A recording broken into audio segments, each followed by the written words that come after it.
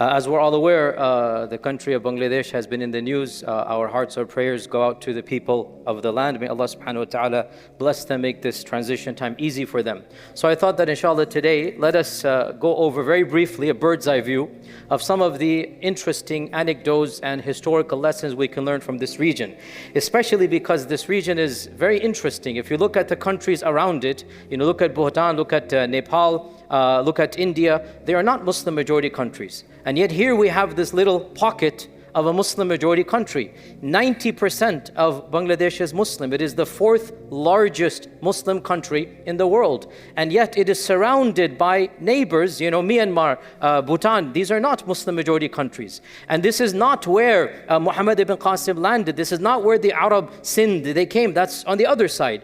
So how did that come about? And what are some of the lessons we can learn from that region? And again, this is a bird's eye view. How much can you accomplish in just 20 or 30 minutes, inshallah ta'ala? But inshallah, a bit of a summary. Of course, this region has always been associated with the name Bangla. And this goes back to the name of a tribe that inhabited this region 3,500 years ago. Some say it is Bang or Banga or Bangla. And of course, Desh means land. So the country was called Bangladesh, but the tribe and the peoples are the Banga or the Bangla peoples. And this region, before the coming of Islam, was majority Buddhist, and perhaps 30-40% Hindu, but the Buddhism was the majority in this region.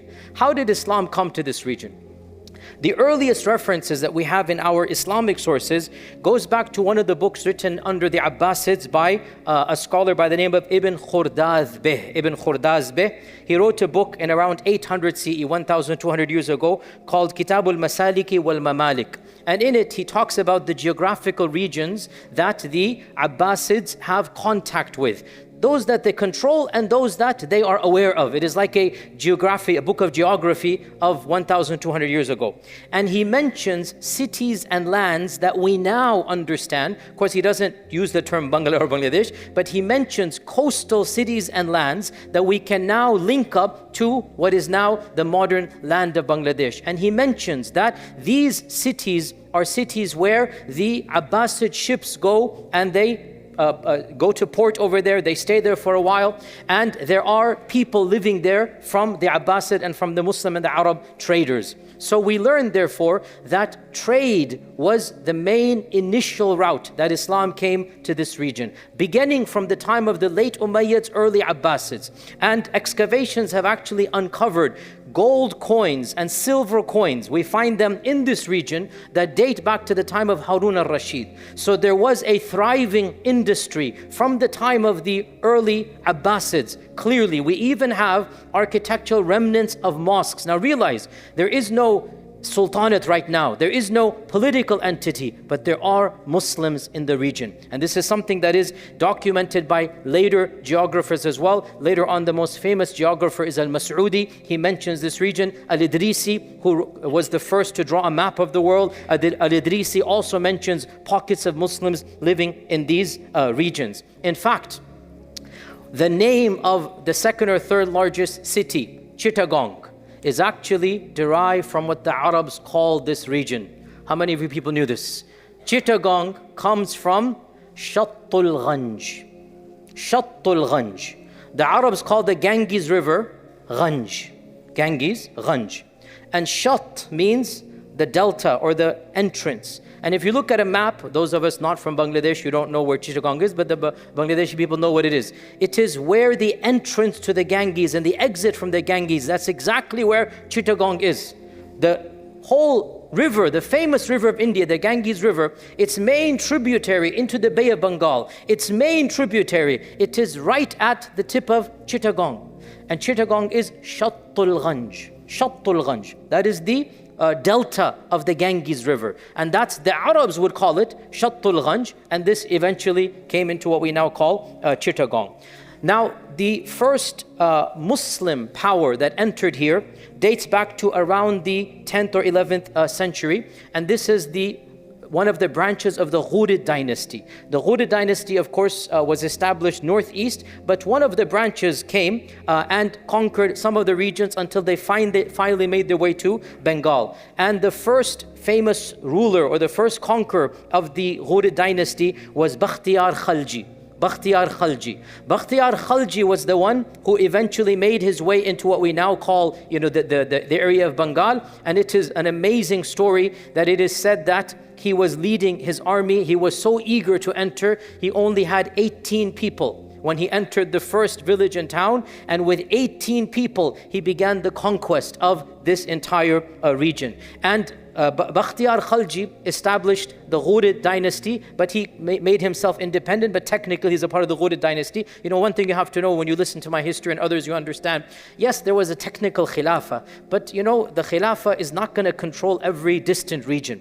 And what happens is the government might send somebody, and that somebody basically becomes semi-independent. And he's running it maybe in name only, maybe even not even in name. But this is what Al-Khalji did, and he began to mint the first Muslim coins, or the first Islamic coins date back to Al-Khalji, which is around 1200 CE, like 800, 900 years ago. He began to mint the Islamic coins of this region, and the khutbah was given in his name.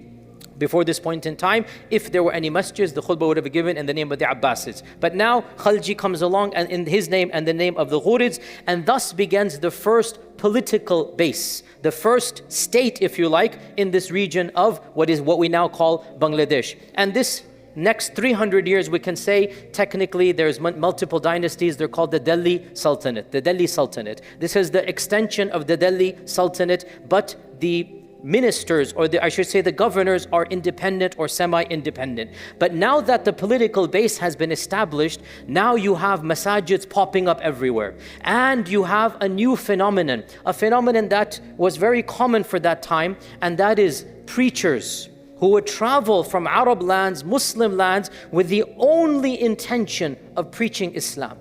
And this began the phenomenon of the Sufi khanqahs. Sufism played a very important role in the spread of Islam in this region. And a number of famous Sufi preachers, the most famous of them, every single person of Bangladeshi heritage knows this person, and his name is Shah Jalal. Shah Jalal is the most famous one of them, but he's not the only one. But he's the most famous, and he's of the earliest one. And Shah Jalal was of an Arab descent, but he was born and raised in Konya in Turkey. And they say that his sheikh handed him a mission that you have to go to. He gave him some soil. He goes, wherever you find the color of the land to be the soil, that's where you will settle.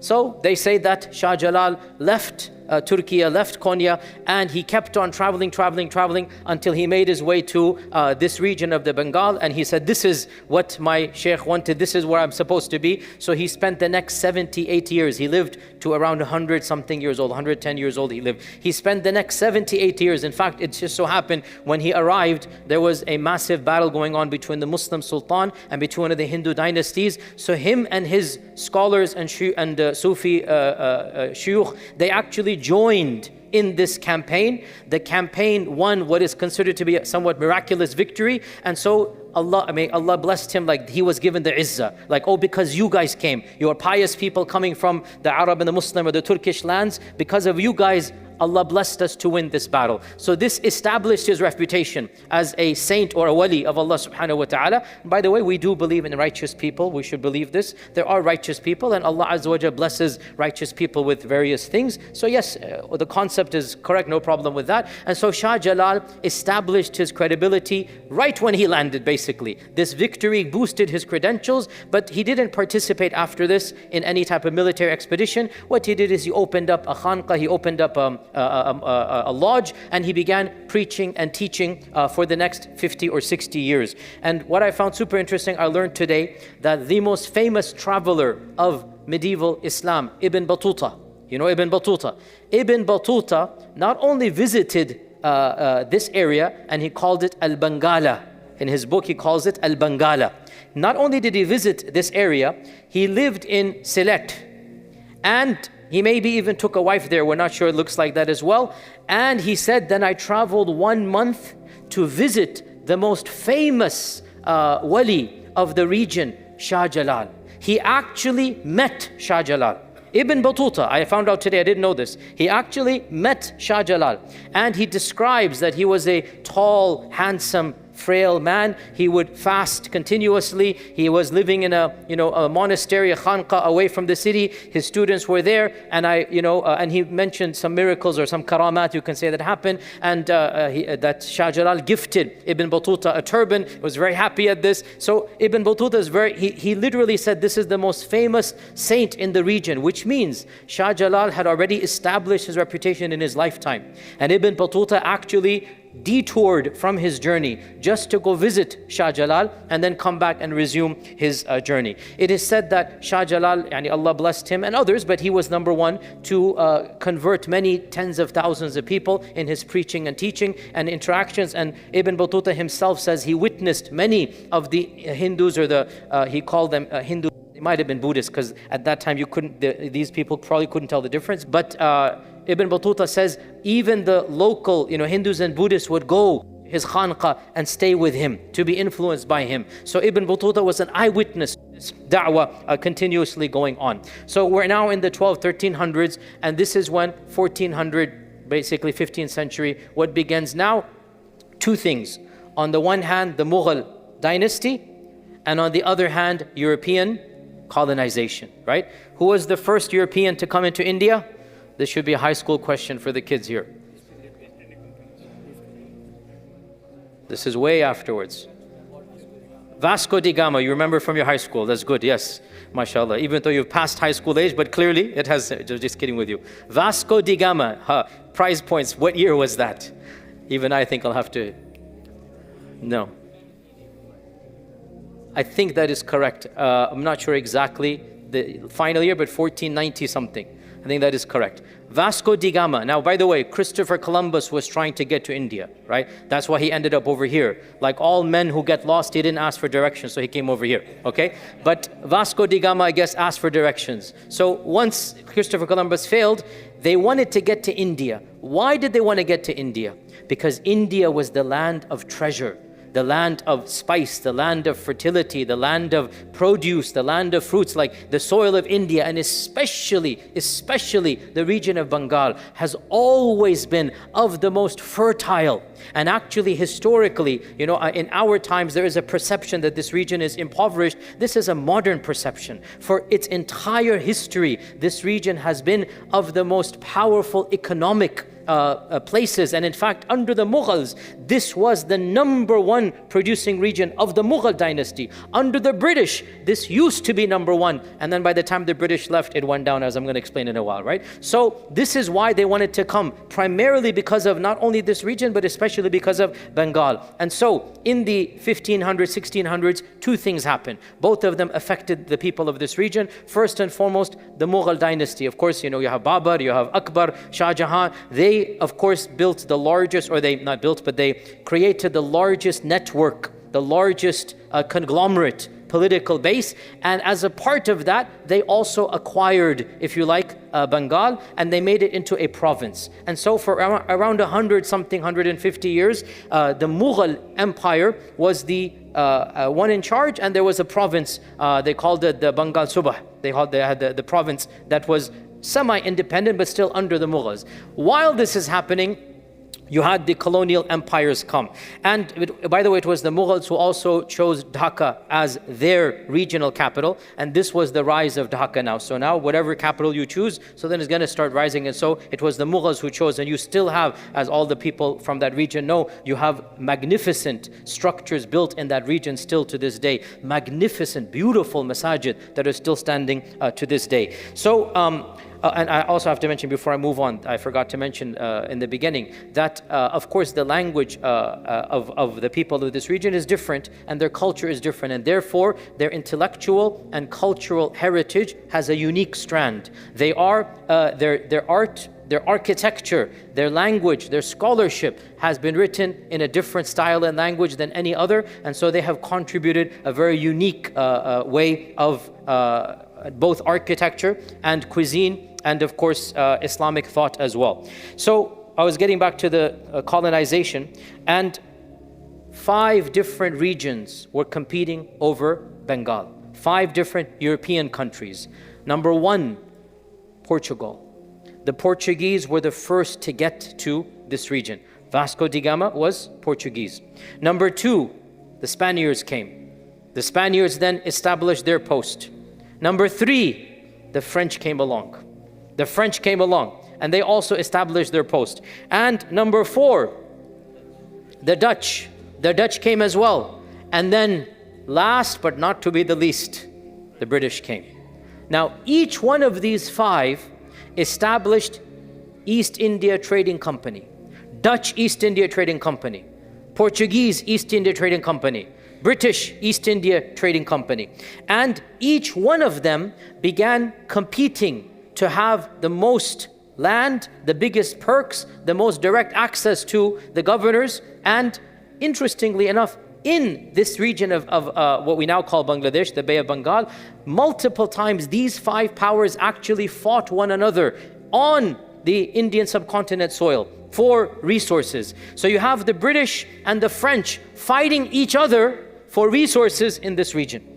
And sometimes they're bringing in the locals as well, because you know there's something called sepoy. And the sepoy is a local who is paid by the British or the Dutch or the French. So you had a class of Indians or Bengalis, you had them being paid by these European superpowers, and they're fighting each other on behalf of these, superpowers. So in any case, what happened was these 5 entities, all of them attempted to negotiate the best treaties with the governor. And this also coincided with the waning of the Mughal Empire. The Mughal Empire started to decline in its power, and so this region became once again independent. And another superpower was established, regional superpower. Let's call it the Nawabs of Bengal. Now technically the Nawabs of Bengal were multiple dynasties, as is usually the case. It wasn't just one dynasty, but for another 200 years you had 150, you had many dynasties that are not under the Mughal Empire. They don't need to get permission from the Mughal Empire. So the regional 5 colonial powers have to negotiate directly with these dynasties. And one of them was to change the course of the entire region's history, and that is Siraj ud-Dawla. Siraj ud-Dawla in 1756. He was the Nawab of Bengal. And long story short, the British and the French were at a massive war. And Siraj ud-Dawla initially got caught up. He sided with the French. The French were more sympathetic to him, but the British demanded more and more. And the British started building larger posts, taking more land, demanding higher taxes. Siraj ud-Dawla refused. He said, I'm not going to be a party to this. It's not fair. Remember, these companies are not governments. They are trading posts. They are East India Trading Company. Sure, they have mercenaries, but they're not governments. This is like you open up a shop somewhere and the shop is surrounded by your mini army. That shop becomes a mini city. That shop starts taking the land around it. This is what these principalities did. Siraj ud-Dawla said, enough is enough. You guys are not welcome here. And for one of the most historic and important times, he went to war. He fought the colonizers. This is now not necessarily the first, but the most important and the most seminal fighting that took place by the locals, the resistance against colonization. It was done by the Nawab of Bengal against the British. And in fact, initially he succeeded. He overtook Calcutta and he freed he kicked out the British. He had to he killed some of the people there as well, the British people, obviously that happened. And when that happened, the British sent in the troops. And they sent in their most promised and decorated general. His name is Major Robert Clive. Major Robert Clive had a reputation of being heartless, cruel, but also very efficient. In other words, he was a general exactly what you need from their side. And Major Robert Clive decided that he was now going to go wage full war against Siraj ud-Dawla. So him and Siraj ud-Dawla basically had a number of battles. Calcutta went back and forth until finally, Siraj ud-Dawla was kicked out initially. Siraj ud-Dawla then brings 40,000 troops against Major Clive, who probably had less than 2,000, right? Including the sepoys. There's no way that this is clearly going to change the course of history. If Siraj ud-Dawla wins, then the British are kicked out. But here is where constantly the Ummah has a problem from within. And that is, we don't need external enemies when we have people inside of us who will betray. And what Major Robert Clive did was he used the tried and tested tactic of the British. Divide and conquer. Major Clive understood, I can't win them in battle. And so he resorted to the standard technique, and he found one of the senior, some say he was the senior general and military commander under Siraj ad-Dawla. His name was Mir Jafar. Mir Jafar. And he began a secret negotiation with Mir Jafar to become a traitor, come over to the side of the British. Mir Jafar named a price, he got the price. Mir Jafar said, once you get rid of Siraj ad-Dawla, I have to become the Nawab. Clive said, fine, you will be the next Nawab. Once he went back and he heard that more and more help is coming from England, Mir Jafar renegotiated the contract and demanded triple what had been the initial price. Greed, complete greed. They say the equivalent in our times, if you calculate it out, is around 3 million pounds. So for 3 million British pounds, the equivalent in our times, which is around less than $4 million, for $4 million, Mir Jafar not only betrayed his own dynasty, he literally changed the course of history to what was about to happen. Such a measly sum, 4 million. That's all that he needed. So long story short, when Clive's forces came, Siraj ad-Dawla thought that he had Mir Jafar and the troops on his side. Turns out at the last minute, Mir Jafar, because he was the commander, he simply withdrew, leaving Siraj ad-Dawla almost unprotected. Siraj ad-Dawla had to flee for his life with his women and children. Mir Jafar's forces caught up to him and executed him on the spot, paraded his body in public, and then Major Clive literally greeted Mir Jafar, kissed him, held his hand, put him on the throne of the Sultan of the Nawab, and gave him a bowl full of gold. This is now your treasure. And he did become the Nawab for a while, and then of course, as is always the case, then he realized the British are not giving him what he wanted, and he actually died a miserable death because obviously you're not going to win as a traitor. For those of you who studied Iqbal has some really famous poetry about this, right? I'm going to really mess this up, but Jafar az Bengal wa Sadiq az Dakkan, nange Adam, nange Deen, nange Watan, na Qabul wa na Umeed wa na Murad, millat az Karshan, andar fasad. Is that right? Right translation? Andar fasad, is that right? This is Farsi, right? So Iqbal has some really powerful lines here, that Ja'far from Bengal and Sadiq from Deccan. Mir Sadiq was somebody who betrayed Tipu Sultan, right? So Ja'far from Bengal and Sadiq from Deccan. These people are Nange Adam, disgrace to mankind, and Nange Deen, disgrace to their deen, Nange Watan, disgrace to their homeland. Na Qabul, they have no acceptance, they are hopeless, they are unfortunate, and because of them, an entire nation was corrupted by their actions. This incident is called the famous Battle of Plassey. The town is Plassey, so the British call it Plassey, the Battle of Plassey. The Battle of Plassey in 1756, it changed the course of history. Literally, this is the most important battle that every student of history is aware of, because when the Major Clive won over the Sultan or the Nawab of Bengal, what was the result of that? A number of things. First and foremost, this now established British superiority over all of the other colonizers. Now England is dominating, even though before this the Portuguese had dominated. Because of the Battle of Plassey, now England has the upper hand. Secondly, now that England has basically conquered Bengal, this is the nail in the coffin for the Mughal dynasty. That's it. This is the most important province, the most expensive, the highest, produce. And now it's not in the hands of the Mughals, even though nominally it was technically not there, but still there was this notion. So now that the British are here, then what's going to happen from 1757 until the famous, what is called Mutiny or War of Independence, 1857, 100 years. The British changed from being a trading post to becoming the British Raj.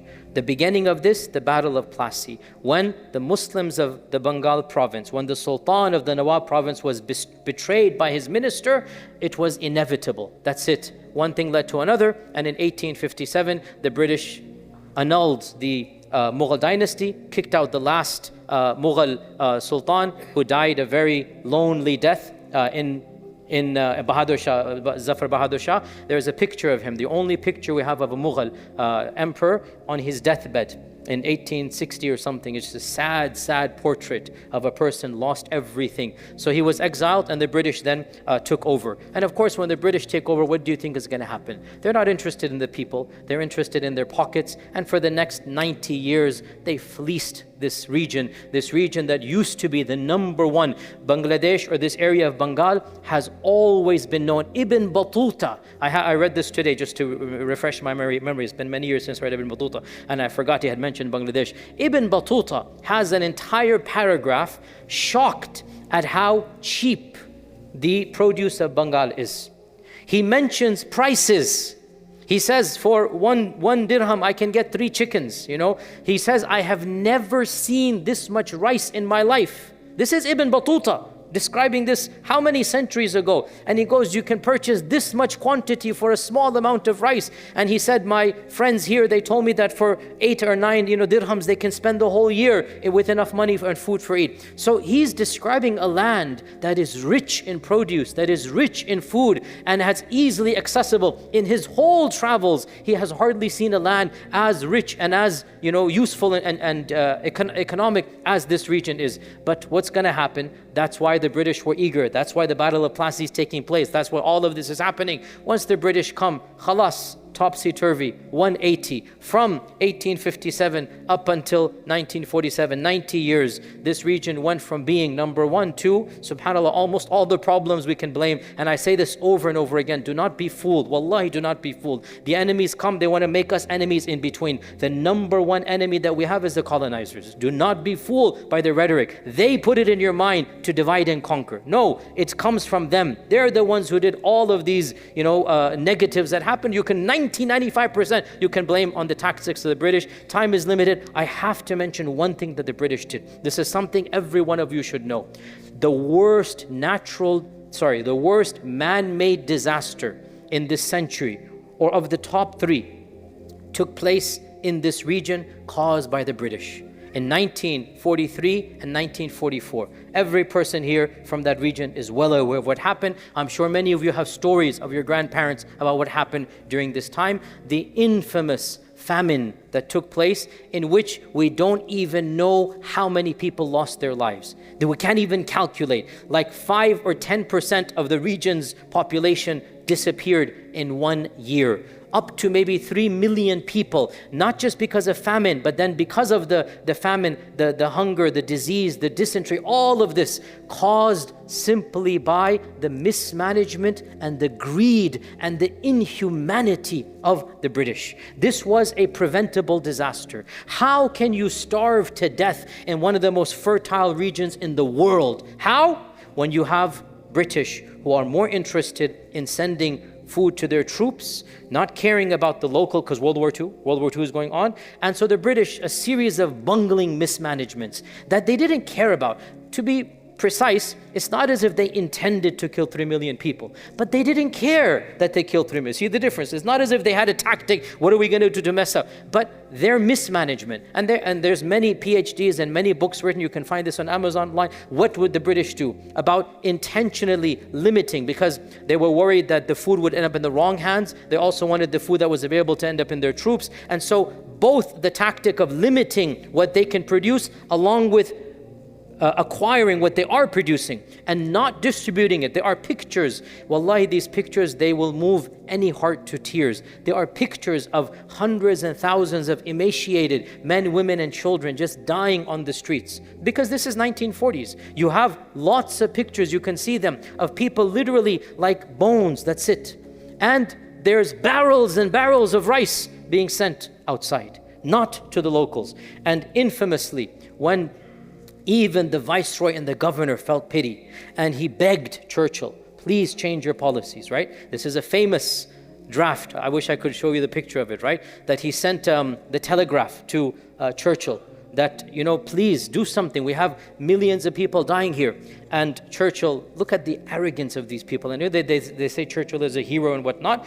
If you look at these people, they have no ounce of humanity for anybody outside of their race. You know what Churchill said? If they're starving, how come they're breeding like rats? How come there's so many? And if so many people are dying, how come Gandhi is still alive? He did not change the policy. Literally, even the local governor is begging him, and he has it in his handwriting that, they're still breeding like rats. He called the people there, they were all Muslims, he called us their rats. He goes, look at their quantity. They're people like rats. Why should I change my policy? And if they're all dying, I want Gandhi to die. Why isn't Gandhi dying? Just the amount of racism and arrogance that in that, cruel. And because of this, as we say, we'll never know for sure, but maybe up to 3 million people passed away. And of course, it's because of this that there was a strong resistance from this region against the British. Many famous thinkers and many intellectuals, they championed for freedom, along with people in other regions. Bangladesh, or in this region, of course, is not called Bangladesh right now, but the people of this region are of the most antagonistic. And eventually, of course, in 1947, as you're aware, that is when the British had to leave. And because this is now a Muslim majority land, so then they also granted it separate independence. And now, as you know, multiple changes are happening. So we ask Allah subhanahu wa ta'ala to bless the people of this region. Wallahi, our hearts, wallahi, I swear to you, my heart, my du'as are for the people. It was so, joyous to see, some of the things happening. Alhamdulillah, alhamdulillah. In the end, we just make dua, all we can do. We make dua to Allah subhanahu wa ta'ala that Allah Azza wa Jal protects the people, blesses them with a government that genuinely cares about them and their interests, that blesses them with a government that wants to protect their own civilization and culture. 90% Muslim, they should be proud of this. They give so many, contributions to the ummah. So may Allah subhanahu wa ta'ala protect them, bless them, grant them hidayah, and inshallah ta'ala let us see Izzah back as it used to be, the political and economic capital for thousands of years. We pray inshallah ta'ala this returns. Jazakumullah khair. Assalamu alaikum wa rahmatullahi wa barakatuh.